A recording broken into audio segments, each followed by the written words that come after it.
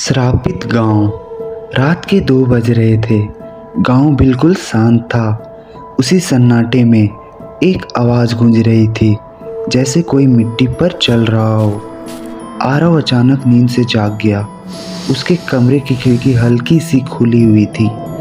ठंडी हवा अंदर आ रही थी और बाहर मिट्टी का रास्ता अपने आप दब रहा था, जैसे कोई अदृश्य चीज़ वहाँ चल रही हो। कदम दिखाई नहीं दे रहे थे, पर मिट्टी पर उसके निशान साफ बन रहे थे। आरव ने धीरे से माँ को आवाज़ दी। माँ। माँ आई और बोली, रात में बाहर नहीं देखा जाता बेटा, यहाँ जो दिखता नहीं वही खतरा है। उनकी आवाज़ में एक अजीब सा डर था, लेकिन आरव को और नींद नहीं आई। अगली सुबह आरव बाहर खेलने निकला। धूप तेज थी, लेकिन ज़मीन पर उसे कुछ अजीब दिखा। उसकी 2 परछाई थी, एक बिल्कुल सामान्य लेकिन दूसरी हल्की झुकी हुई और उसके पीछे थी। आरव ने पैर उठाया। सामने वाली परछाई ने पैर उठाया, लेकिन पीछे वाली थोड़ा देर से उठाती थी, जैसे वह उसे कॉपी करने में देर कर रही हो। वह डर गया, पर सोचा शायद धूप का कोई खेल है। लेकिन जैसे जैसे दिन ढलने लगा, वही दूसरी परछाई धीरे धीरे उसके करीब आने लगी। आरव को लगा कोई पीछे खड़ा है, लेकिन पीछे मुड़ता तो कोई नहीं। उस शाम से उसने महसूस किया, जब वो चलता है आवाज़ उसके कदमों की होती है, पर दूसरा एक हल्का सा खुरेचने की आवाज़ जो उसकी नहीं थी। डर कर आरव दौड़ा दौड़ा दादी के पास पहुंच गया। दादी गांव की सबसे बूढ़ी और समझदार औरत थी। उन्होंने दरवाज़ा बंद किया, दिया जलाया और धीरे से बोली, तुमने अपनी दूसरी परछाई देख ली बेटा। आरव हैरान हो गया। दादी बोली, यह गांव सदियों से श्रापित है। यहाँ हर इंसान की एक दूसरी परछाई होती है, जो जन्म से ही उसके साथ होती है, पर छिपी रहती है। जो इंसान जितना कमज़ोर होता है, उसकी दूसरी परछाई उतनी तेज से पास आती है। जब एक दिन बहुत पास आ जाए, तो शरीर में घुसकर उसे बदल देती है। इंसान बाहर से वही दिखता है, पर अंदर से वो इंसान नहीं रहता। आरव के माथे पर पसीना आ रहा था। उसने कांपते हुए पूछा, दादी मेरी वाली पास आ रही है? दादी ने कहा, आज की रात बहुत खतरनाक है। तेरी परछाई आज तू बनना चाहेगी। ठीक 12 बजते ही पूरा घर अंधेरे में डूबा हुआ था। दादी और आरव एक कमरे में थे। दिया बुझ चुका था। अचानक दरवाजे पर खरोचने की आवाज़ आने लगी, धीमी, भारी और डरावनी, जैसे कोई अपने नाखून से लकड़ी पर कुछ लिख रहा हो। आरव कांप रहा था। फिर एक आवाज़ आई, धीमी, टूटी हुई, मानो किसी के गले से घुट कर निकली हो। आरव, दरवाज़ा खोलो, मैं तुम ही हूँ। दादी ने आरव को कसकर पकड़ा।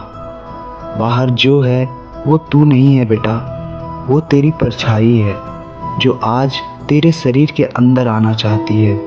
दरवाज़ा खुद ब खुद खुलने लगा। हवा अंदर नहीं आई, अंधेरा अंदर आ गया। और वहाँ दरवाजे पर आरव की दूसरी परछाई खड़ी थी। वह शरीर, लेकिन चेहरा उल्टा, आंखें काली, कदमों की कोई आवाज़ नहीं। वह अंदर आई और धीरे से बोली, तेरा शरीर अब मेरा है।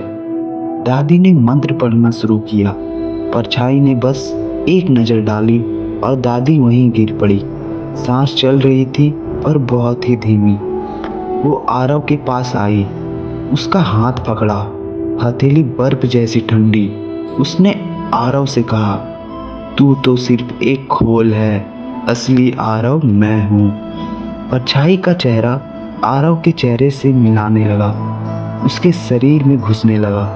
आरव चीखा, पर आवाज़ बाहर नहीं आई। उसके गले में मानो किसी ने हाथ डालकर आवाज़ दबा दी हो। कमरा अंधेरा हो गया और कुछ देर बाद सब कुछ शांत। अगली सुबह गांव वाले घर के बाहर जमा हुए। आरव दरवाजे के पास बैठा हुआ था, शांत, बहुत शांत। उसके चेहरे पे अजीब मुस्कान थी, आंखें बिना झपके देख रही थी। माँ ने उसे आवाज दी, आरव, आरव। आरव ने धीरे से गर्दन घुमाई, लेकिन उसकी गर्दन सामान्य से ज्यादा घूम गई, जैसे हड्डियां हो ही नहीं। सबको डर लगा। उसकी सांसें नहीं चल रही थी, पर वह हिल रहा था। उसकी परछाई जमीन पर दो नहीं, अब सिर्फ एक थी, लेकिन वो भी इंसान जैसी नहीं थी। वो किसी जानवर की तरह जमीन पर हिल रहा था, फड़फड़ा रहा था। गांव का बाकी परछाई छूने की कोशिश कर रहा था, और जिस परछाई को वह छूता, कुछ देर बाद उस इंसान के चेहरे की चमक खत्म होने लगती। गांव समझ गया, श्राप अब आरव तक सीमित नहीं रहा है। अब हर घर की परछाई अपनी जगह से हटने लगी, कुछ उल्टी चलने लगी, कुछ अपने मालिक से दूर जाने लगी, कुछ दीवारों पर चढ़ने लगी। पूरा गांव डर से भर गया। लोग घर छोड़कर भागने लगे। परछाइयां रात में गांव के बीचों बीच इकट्ठे होने लगी, जैसे कोई बड़ा रूप ले रही हो। शाम होते होते पूरा गांव खाली हो गया, लेकिन आरव अपने घर के सामने बैठा था, धीरे धीरे मुस्कुराते हुए। उसकी आंखें काली थी, और उसका एकमात्र परछाई जो वहीं आसपास गांव के बाहर घूम रहा था। आरव धीरे से फुसफुसा रहा था, ये गांव अब मेरा है। यहाँ जो भी आएगा वो भी मेरा हो जाएगा।